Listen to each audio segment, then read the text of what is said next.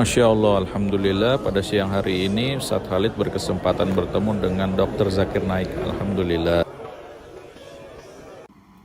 Assalamualaikum warahmatullahi wabarakatuh. Para pemirsa, pada bulan Juli tahun 2025 ini Dr. Zakir Naik berkunjung ke Indonesia. Kunjungannya ini adalah diundang oleh Yayasan Garda Mu'alaf Indonesia. Kalau tidak salah, tahun 2017 Dr. Zakir Naik juga menyambangi umat muslim di Indonesia. Nah, seperti kita tahu, Dr. Zakir Naik ini adalah seorang kristolog yang sangat hebat. Bahkan gurunya Ahmad Didat dari Afrika Selatan memberinya gelar Didat Plus. Artinya apa? Kata Didat, yang dicapai oleh Didat selama 40 tahun, Didat baru mengerti Bible dengan segala versinya itu memakan waktu 40 tahun. Tapi Dr. Zakir Naik itu bisa menyelesaikannya hanya dalam waktu 4 tahun. Backgroundnya dia adalah seorang medical doctor, dokter medis, tapi kemudian dia tertarik kepada ilmu perbandingan agama, menghafal Al-Quran, menghafal Sahih Bukhari dan Sahih Muslim, juga sangat paham Bible. Kepahamannya terhadap Bible, bahkan bisa menghafal ayat dengan runut, itu kita kira mengalahkan kemampuan paus di Vatikan sana. Yang menarik buat kita adalah, ini yang pertama, kunjungannya kali ini nggak ada wajah Yusuf Mansur. Itu yang menarik. Karena dalam kunjungan 2014, momen yang digunakan untuk menyebarkan Islam, mengajak orang untuk masuk Islam telah dirusak oleh Yusuf Mansur, yang digunakan momen ini untuk mendapatkan duit. Ya kan?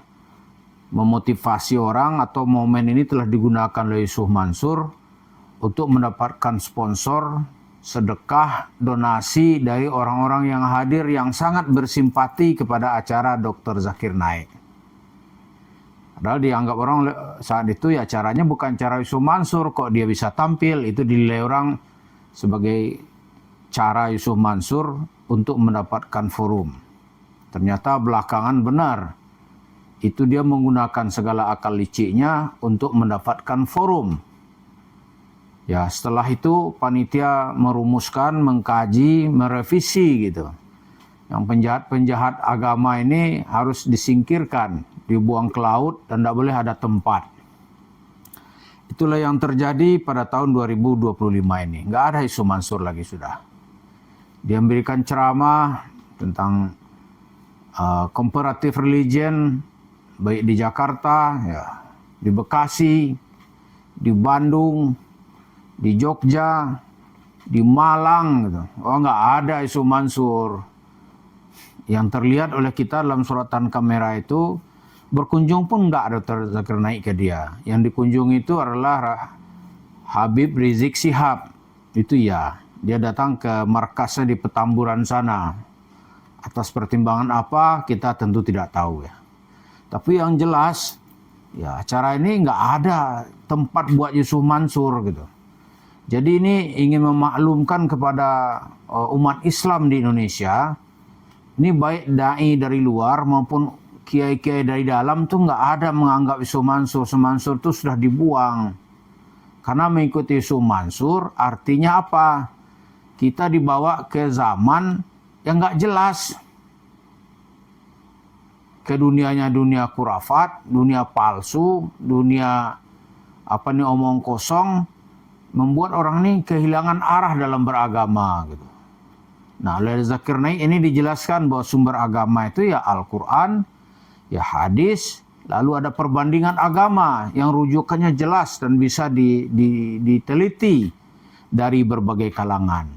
Baik orang Islam yang mau mendalami perbandingan agama, ya disilahkan ada kitab-kitabnya. Maupun nanti yang non-Muslim, yang keyakinan agamanya itu diserang oleh Zakir Naik gitu. Dia dipersilahkan membuka Bible yang dia miliki. Kira-kira gitulah. Kalau Yusuf Mansur kan nggak jelas sedekah apa, yang kaya dia. Bisnis batu bara, ya. Dijual lah rumah tahfiz, ternyata semua itu paket Yusuf Mansur gitu. Akhirnya orang melihat ini nggak ada guna ini orang ini. Lalu persoalannya dengan cara begitu, masyarakat akan makin realistis dalam beragama. Lihat misalnya, Zakir Naik mengakui dalam 20 tahun dia berkiprah di bidang dakwah, atau mungkin lebih ya, dia katanya telah memberikan ceramah di 2000 tempat. Ya, berarti ya setahun itu kira-kira 100 lah ya. 100 tahun berarti ya dalam seminggu 2 kali lah rata-rata ya kan. Itu masih masuk akal gitu. Masih masuk akal. Tidak seperti cerita gila Yusuf Mansur. Dia katanya bisa naik pesawat 1000 kali di dalam sehari. Akhirnya dirubah, oh enggak, salah ngomong, 1000 kali dalam setahun. Pilot aja kalah, kacau nih. Yang kedua, Yusuf Mansur membawa orang kepada kebodohan. Zakir Naik ini membawa kepada kecerdasan di dalam beragama. Lalu dengan cara begitu apakah Yusuf Mansur sudah kehabisan akal? Jawabnya belum kalau menurut saya ya. Jurus-jurus Yusuf Mansur untuk mendapatkan duit, mengambil duit dari kantong masyarakat itu masih akan terus berjalan gitu. Cuma sekarang ini dia sedang menghabisi atau mencairkan dulu uang yang sudah banyak didapat itu, sudah triliunan. Uang triliunan itu sekarang dicairkan ya. Tapi jangan sampai ada yang jatuh ke tangan korban, baik melalui pengadilan ataupun cara lain gitu. Dicairkan dulu, dicairkannya bagaimana? Dibeli tanah, dibikin tempat usaha, ya. Yang paling menonjol sekarang itu adalah usaha warung steak and shake-nya, itu bertambah terus. Kenapa bisa bertambah terus? Karena memang uang yang dia dapat itu sangat banyak. Pemirsa kan belum mengungkap nih sawah-sawah orang yang disikat, gitu.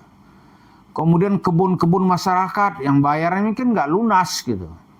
Ya kan? Tahu-tahu lahir di sini, apa Mansur Farm namanya nggak tahu lah. Nah itu nanti bermasalah itu. Atau kalau dia bayar ya duit udah cair gitu. Karena kan di pay trend secara hukum gitu kan dibubarkan oleh OJK. Artinya apa? Begitu dicabut surat izin oleh OJK karena pilot, maka dia bisa mengangkangi uang yang ada di situ, nggak ada gugatan. Nah, mulai dia pelan-pelan pindahin gitu. Itu yang sedang dilakukan Yusuf Mansur saat ini. Itu yang sedang dia lakukan. Nah, berikutnya apa gitu? Berikutnya kalau duit ini udah lancar kemana-mana, ya, mungkin dia membuat teori baru. Karena setiap saat itu ada teori baru bagi Yusuf Mansur ini. Dulu misalnya nih ada teorinya mencari Tuhan yang hilang. Wah, safari dakwah dia. Sudah itu sedekah. Oh, udah banyak orang mematahkan dalil sedekahnya, naik mukjizat salawat. Tapi ujungnya duit semua itu. Mukjizat salawat. Sudah itu tabung tanah. Oh, tabung tanah tuh berapa ribu tuh TKW Hongkong menderita dia bikin. Dia sikat duitnya. Habis cerita tabung tanah, ada lagi yang dia garap. Ya kan? Investasi, berbisnis. Oh, itu jemaah masjid kota wisata 55 miliar uangnya disikat oleh Yusuf Mansur gitu. Terus dia kehabisan akal? Belum. Menurut saya belum sih.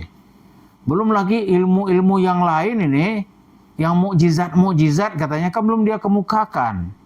Jadi buat sementara Yusuf Mansur tuh mungkin agak siuman aja ya, agak teler lah karena diserang kiri kanan. Tapi dia belum kehabisan akal.